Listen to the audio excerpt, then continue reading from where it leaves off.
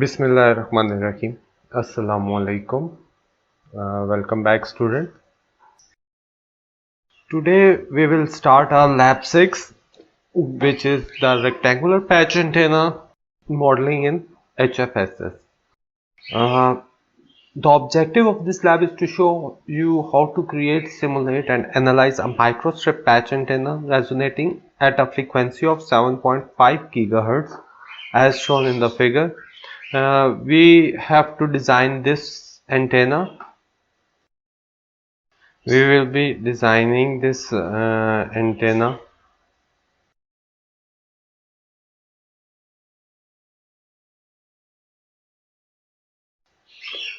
which will have a length of 12.45 millimeter, width of 16 mm.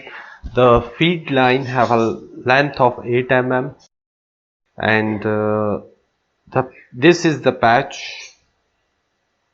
and this is its feed line, and the total overall substrate parameters are 28.11 and 32 mm. A00, you can see that we will start from the global coordinate system 000. आज की lab में हम लोगों ने जो antenna design करना है वो है रेक्टेंगुलर पैच एंटेना. ठीक है, हम इसको सिमुलेट करेंगे, एनालाइज करेंगे, क्रिएट करेंगे. पहले तो बनाएंगे, फिर इसको सिमुलेट और एनालाइज करेंगे, और जो इसकी सेंट्रल फ्रीक्वेंसी है, ठीक है, या रेजोनेटिंग फ्रीक्वेंसी है, वो है 7.5 गीगाहर्ट्ज की. तो जो एंटेना बनाएंगे उसकी डायमेंशंस इस तरह की हैं. ठीक है, ये हमारे पास पैच है, ठीक है, ये हमारे पास सबस्ट्रेट है. अब कोई भी जो पैच एंटेना जो microstrip, basically it's a microstrip rectangular patch antenna.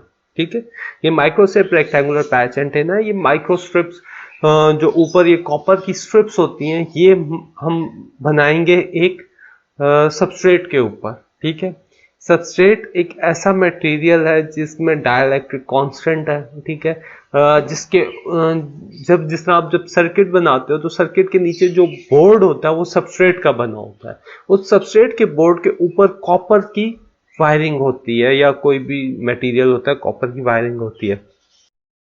जो सबस्ट्रेट है, ठीक है, ये दरमियान में जो ER2.2 ये सबस्ट्रेट को शो कर रहा है. सबस्ट्रेट की हाइट जो है वो 0.794 mm है. सबस्ट्रेट के नीचे हमारे पास ग्राउंड प्लेन है. ठीक है, ग्राउंड प्लेन है, ग्राउंड प्लेन भी कॉपर का होगा, और ऊपर ये जो आपके पास फीड लाइन है जो यहाँ पे मिसिंग था, ये होगी.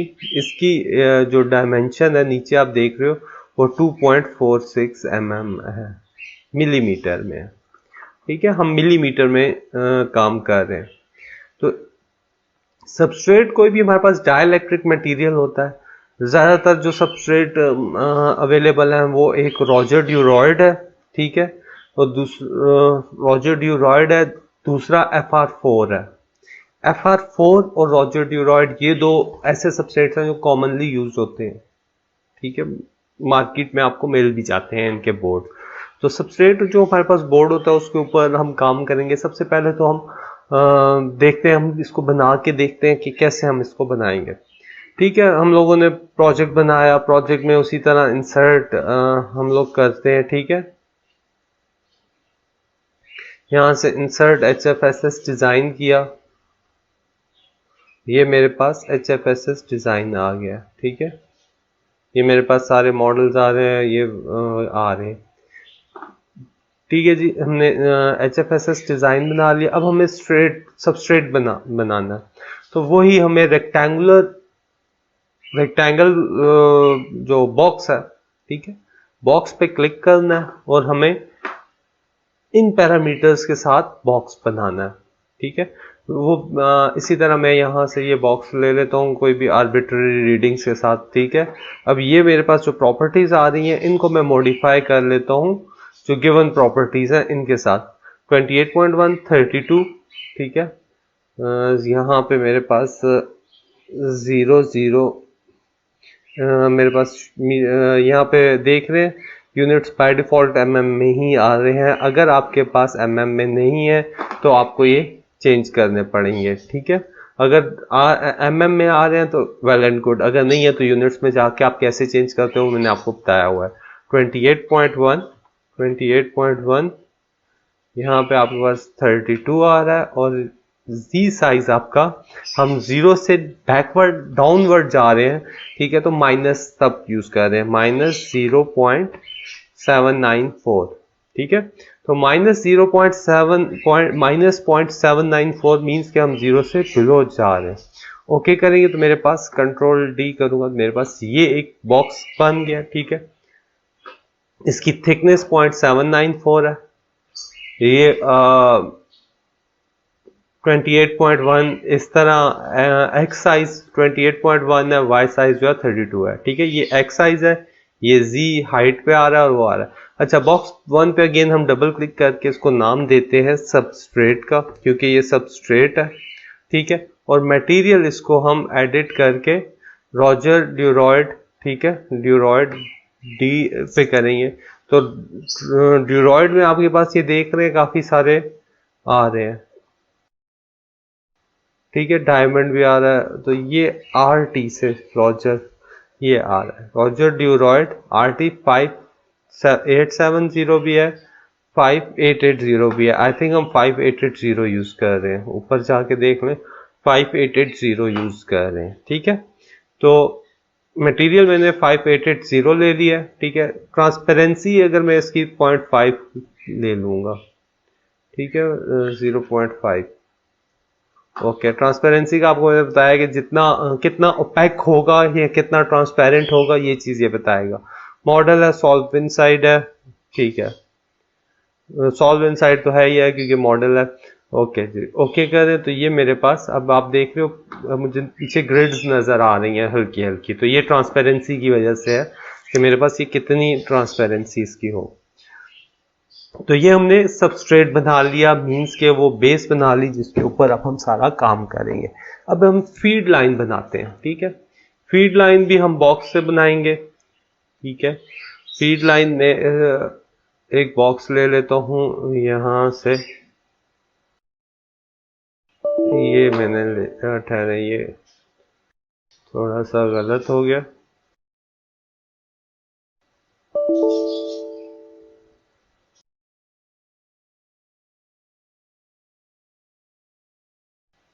अच्छा, ये यहाँ बना, ठीक है। फीड लाइन मैंने ले लिया, पोजीशन मेरे पास जो आएगी, ठीक है, वो पोजीशन मेरे पास फीड लाइन की आ रही है 10.937500, 10.937500। तो पोजीशन में मैं इसको दे दूंगा 10.9375,0,0, ठीक है। X height, height height x size, sorry, y में हाइट है, हाइट इसकी 8 है, एक्स साइज 2.46 है, 2.46 है, एक्स साइज इसका 8 है, वाई साइज इसका 8 है। हाइट, हाइट कितनी रखनी है हमने, 0.05 mm, 0.05 mm मेरे पास हाइट आ गई।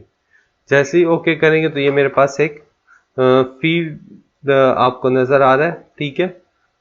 इसको मैं रोटेट आल्ट प्रेस करके मैं इसको रोटेट कर सकता हूँ, ठीक है। और ये कंट्रोल डी प्रेस करें और अब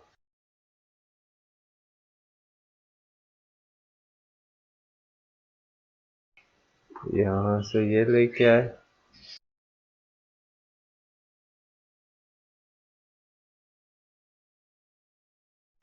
ये करके अब कंट्रोल डी, ठीक है। तो ये मेरे पास फीड लाइन बन रही है। अब इस फीड लाइन के ऊपर हमें पैच बनाना है और फिर उसको हमने ग्रुप कर देना है, ठीक है। अब फीड लाइन हमने बना लिया, फीड लाइन का मटेरियल हम लोगों ने क्या करना है, पीईसी और 0.54 ट्रांसपेरेंसी करनी है। तो उसी तरह बॉक्स 1 पे डबल क्लिक किया, ठीक है, वैक्यूम के ऊपर मैं एडिट करके यहाँ से पहले मटेरियल इसको पीईसी या परफेक्ट इलेक्ट्रिकल कंडक्टर दे देता हूँ, ठीक है। और ट्रांसपेरेंसी इसकी मैंने 0.54 है आई थिंक, दोबारा चेक कर लेते हैं, 0.54 है। ओके, और इसको नाम दे देते हैं फीड अंडरस्कोर लाइन। ठीक है, तो अब मेरे पास ये फीड अंडरस्कोर लाइन आ गया, ये सबस्ट्रेट आ गया, ये फीड लाइन आ गई है मेरे पास। अब हम पैच बनाएंगे इसके ऊपर। ठीक है, तो उसी तरह हम पैच बनाते हैं। परफेक्ट इलेक्ट्रिकल कंडक्टर का होगा 0.41 उसकी होगी, डायमेंशंस ये होंगी। तो या तो अब मेरे पास वही दो है, या तो मैं इन डायमेंशंस के साथ इसको बनाऊं 7.82580 7.825। ठीक है, ये नीचे आप देख रहे हो यहाँ 7.825। ठीक है, 80, तो ये मेरे पास पॉइंट आ गया है। ठीक है, अब x dx change in x हमने 7.825 0 8 और 0 दिया है, x 12.45 है, x यानी dx में मेरे पास 12.45 है। टैप करेंगे उतनी लाइन बन गई है। ठीक है, y मेरे पास 16 है और z 0.05 है। y मेरे पास y मेरे पास 16 है और z 0.05 है।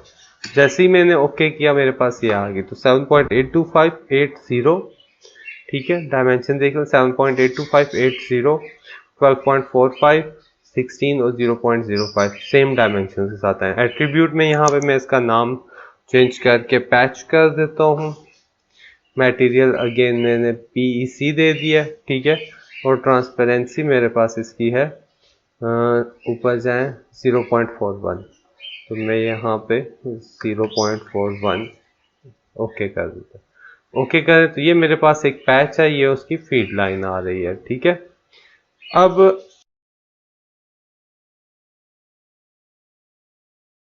इस पैच को हम लोगों ने ग्रुप करना है फीड लाइन के साथ।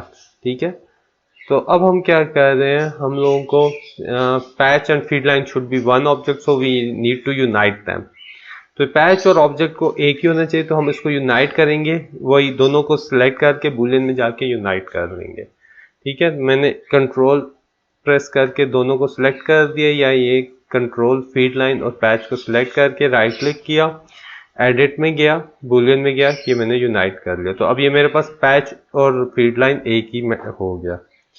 ठीक है, अब हमें ग्राउंड प्लेन बनाना है। ग्राउंड प्लेन के लिए हमें अगेन PEC 0.51 है, तो ये अब देख रहे हैं 00 माइनस 0.794, यानी कि जो हमने ग्राउंड सबस्ट्रेट की हाइट रखी थी बिल्कुल उसके नीचे ये आएगा।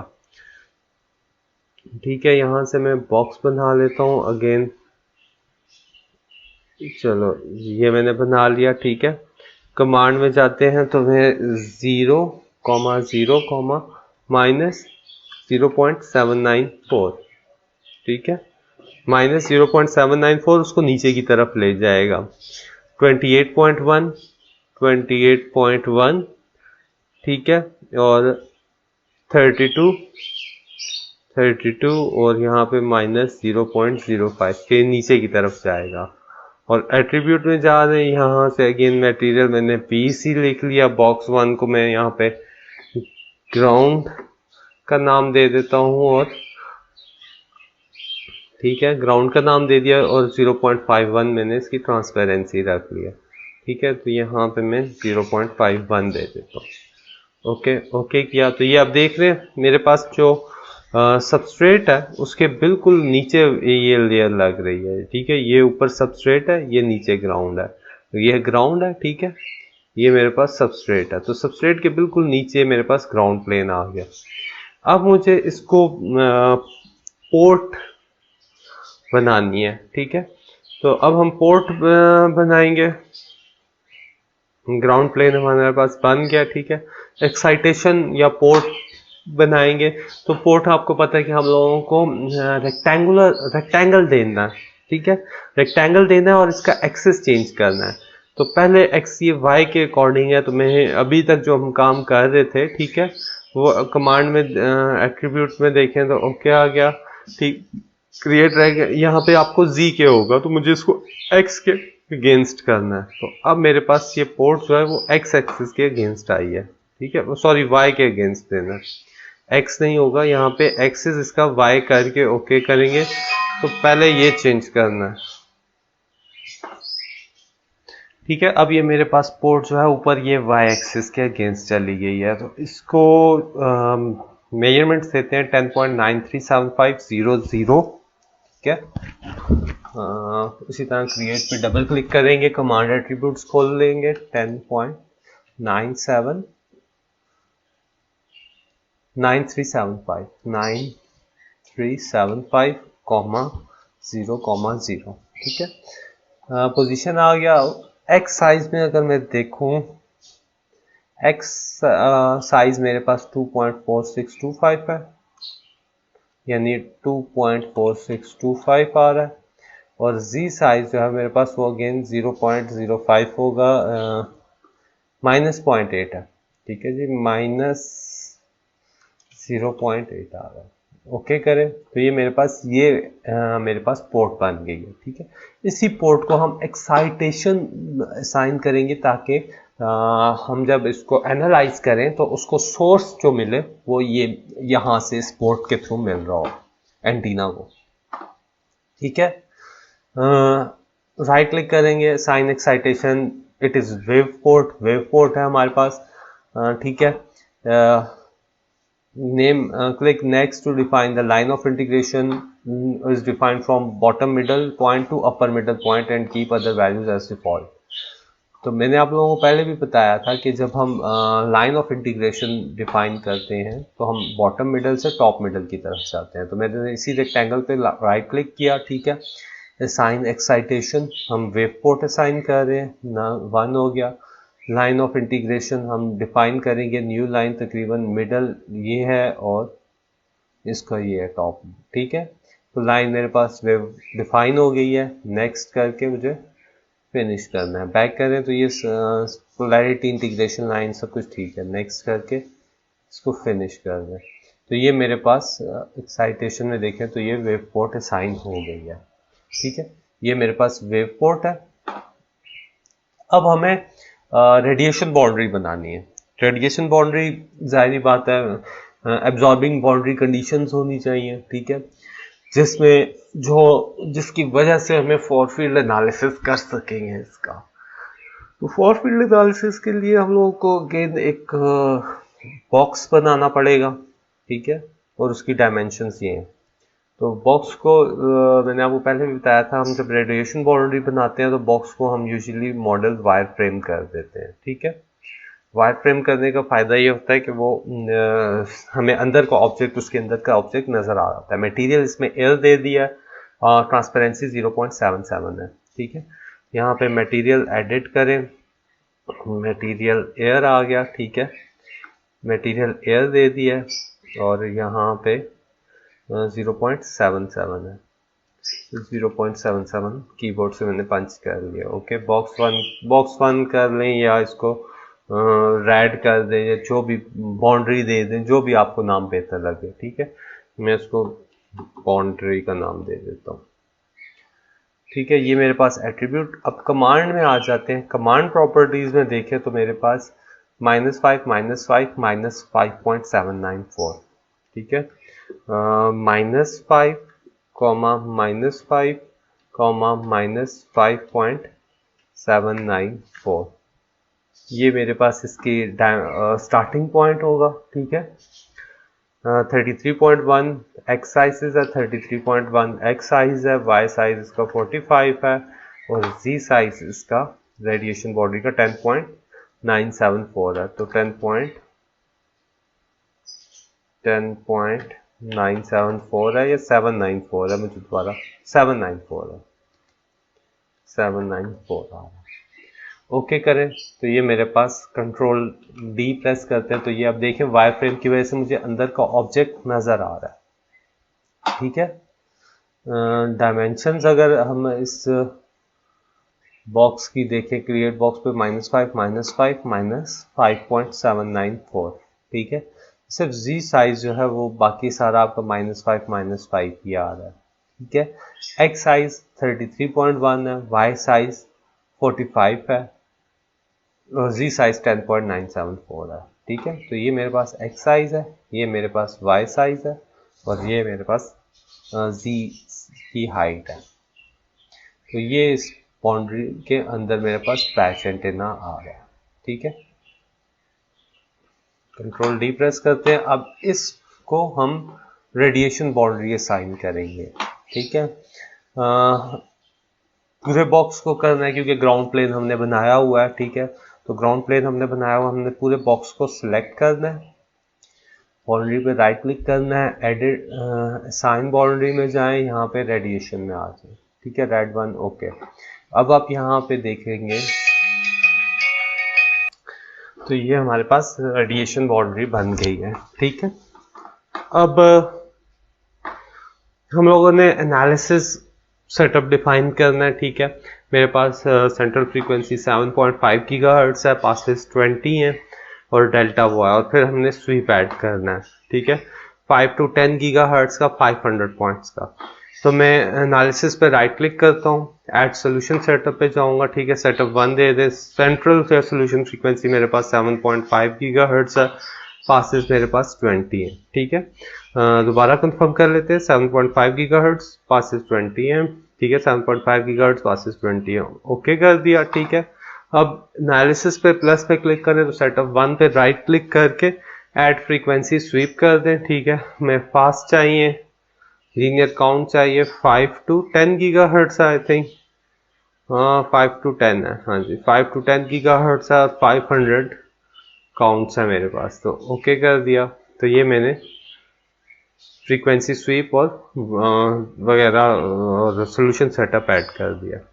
ठीक है, मॉडल को वैलिडेट करते हैं मगर पहले रेडिएशन सेटअप भी हम डिफाइन कर लेते हैं। ठीक है, मैं रेडिएशन पे राइट क्लिक करता हूँ, insert for field infinite sphere 0 90 90। ठीक है, 0 90 90 0 90 95 और थीटा के लिए मेरे पास -180 +180 और 2, यानी ये फुल 3 -180 टू +180 फुल 360 बन जाता है आपका। ठीक है,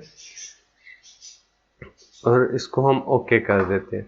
तो अब मैं मॉडल को अगर वैलिडेट करूं तो मेरे पास हर चीज़ क्लियर है। ठीक है,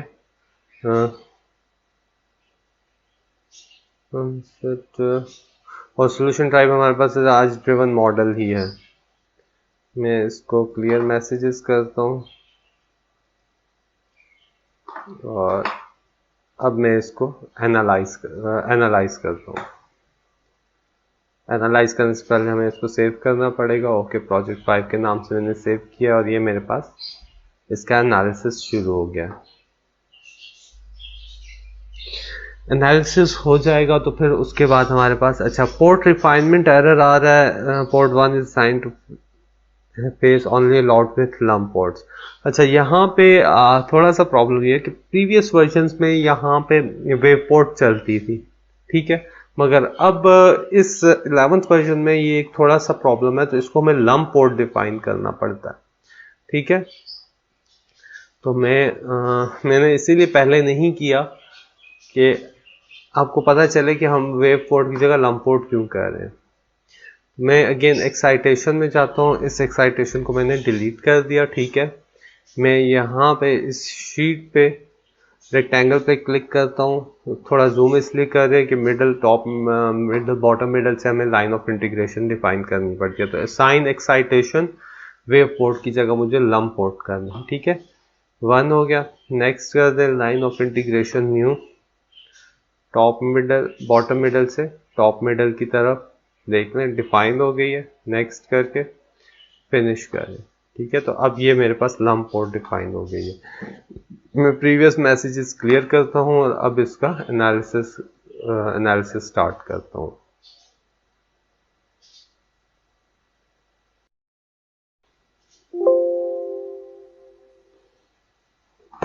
हमारे पास ये एनालिसिस इसका चल रहा है।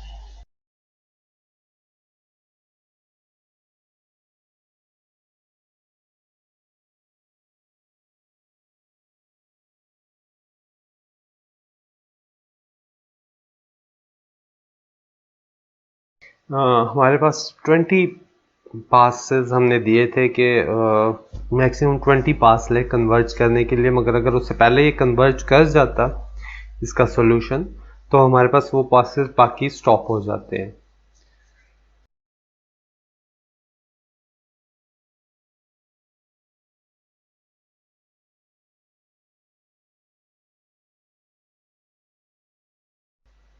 ओके जी, ये अब हमारे पास ठीक है, नॉर्मल कंप्लीशन ऑफ सिमुलेशन।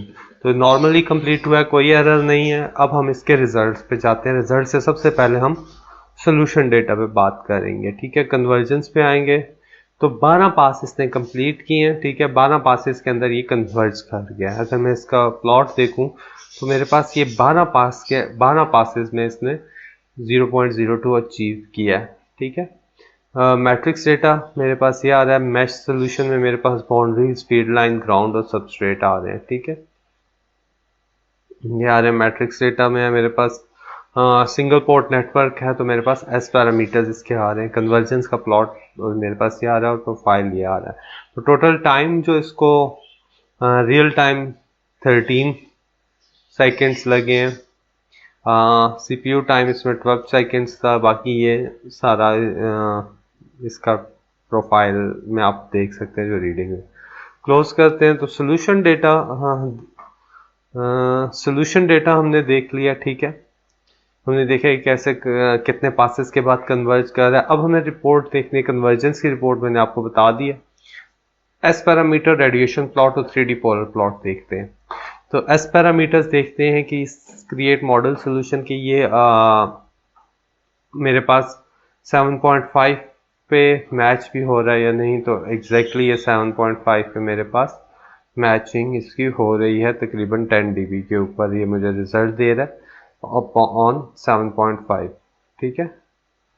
तो ये अगर मैं इसको राइट क्लिक करके मार्कर और ऐड मार्कर करूं तो ये आप देख सकते हैं, ये मेरे पास ये इस पे मेरे पास मैं अगर इधर क्लिक करूंगा तो ये मेरे पास 7.5 के ऊपर आ रहा है। तो ये ठीक है, ये मैच हो रही है, हमारे पास इम्पीडेंस मैचिंग हो रही है 7.5 के ऊपर।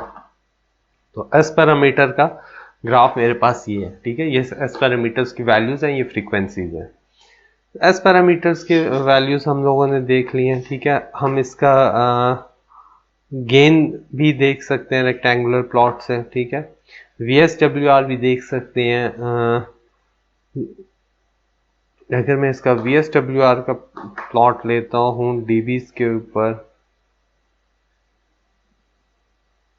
या फंक्शन हम नन करते हैं, न्यू रिपोर्ट करें तो ये मेरे पास इसकी VSWR आ रही है। तो आप देख रहे हो कि 7.5 पे इसकी VSWR की वैल्यू सबसे कम आ रही है। तो इट मीन्स कि 7.5 पे ये इसका रिस्पॉन्स सबसे अच्छा होगा। ये VSWR की वैल्यूज हैं जो कि अप्रॉक्सीमेटली मेरे पास यहाँ पे 3 के आसपास आ रही होगी, या 2 के 2 से कम है, ठीक है। 2 से कम है तो इस पॉइंट के ऊपर ये ठीक है। अब इसका फॉर फील्ड एनालिसिस देखते हैं, फॉर फील्ड रिपोर्ट देखते हैं, ठीक है। फॉर फील्ड रिपोर्ट में आपको पता है कि हमें रेडिएशन पैटर्न के थ्रू ही पता चलता है। हम गेन के अगेंस्ट देखते हैं तो ये मेरे पास गेन के अगेंस्ट आ रहा है, ठीक है।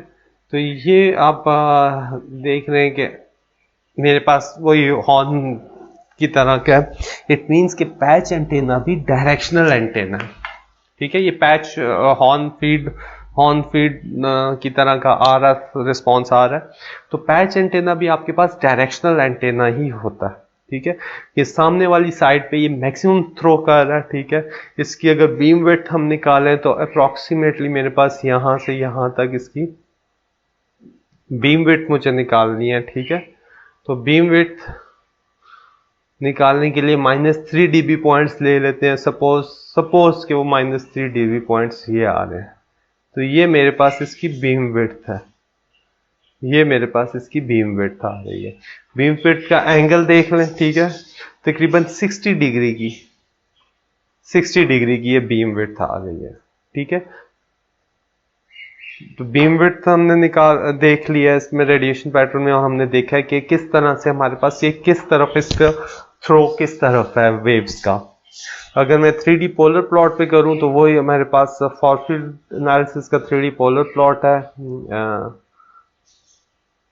गेन टोटल और फंक्शन डीबी न्यू रिपोर्ट। तो ये मेरे पास आप 3D पोलर प्लॉट देख सकते हैं इसका, ठीक है। ये बेसिकली इस तरह से है कि थीटा, ये मेरे पास थीटा के अगेंस्ट है, ये फाई है। तो मेरे पास दो थे, एक मैग्नेटिक प्लेन और एक इलेक्ट्रिक प्लेन, ठीक है, 0 पे एक 90 डिग्री पे। तो ये पोलर प्लॉट आपको सिर्फ एक प्लेन का बता रहा है, ठीक है, ये एक प्लेन का है कि इसका जो 3D के अंदर इसका जो थ्रो होगा वो किस तरह का होगा, जो एरिया ये कवर करेगा वो किस तरह का कवर करेगा, ठीक है। इसी तरह हमने VSWR देख लिया, हम स्मिथ चार्ट के ऊपर भी इसकी रिपोर्ट देख सकते हैं, ठीक है। स्मिथ चार्ट के ऊपर आपने एस पैरामीटर्स को मैप करना है या आपने, ठीक है, ये एस पैरामीटर की मैपिंग है, या आपने इम्पीडेंस कैरेक्टर्स को मैप करना है तो एस पे डबल क्लिक करें, इम्पीडेंस कैरेक्टर Z11 को देखना है, अप्लाई ट्रेस करें तो ये मेरे पास इसका स्मिथ चार्ट के ऊपर इम्पीडेंस कैरेक्टरिस्टिक्स आ रहे हैं, ठीक है, जी आ रहे हैं। आपने इसको लैम्डा देखना है, एप्सिलॉन देखना है, active S parameter, active G parameter, ठीक है, ये एक्टिव जी पैरामीटर आपके पास आ रहे हैं। इम्पीडेंस का चार्ट आ गया मेरे पास, ठीक है। इसी तरह VSWR का देखना है,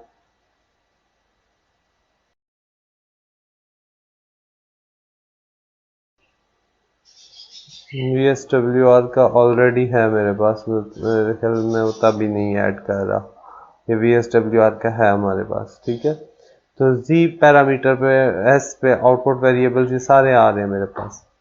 तो ये VSWR1 आ रहा है, ठीक है, ये 2 दफा हो गए, ये एक्टिव जी है, ये VSWR के लिए आ रहे हैं। तो ये मेरे पास मुख्तलिफ प्लॉट्स आ रहे हैं,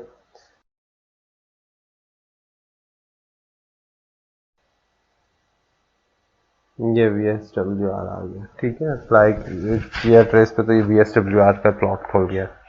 तो हम लोग यहाँ से मुख्तलिफ रिपोर्ट्स इसकी देख सकते हैं, ठीक है। तो अपना मैनुअल बना के रखिएगा, ठीक है, मैनुअल से इससे लैब से गो थ्रू रखे करें, अपना मैनुअल्स आप बना के रखें। मैं टीम्स के ऊपर एक क्रिएट कर दूंगा कि जहाँ पे आप मुझे अपने मैनुअल्स सबमिट कर सकते हैं, ठीक है, मैनुअल्स की पिक्चर लेके आप मुझे सबमिट कर सकते हैं। तो बाकी इंशाल्लाह अगर आपका कोई इससे क्वेश्चन हुआ तो हम वो क्वेश्चन एंड आंसर के सेशन में क्लियर कर लेंगे। तब तक के लिए अपना ख्याल रखिएगा। अल्लाह हाफ़िज़।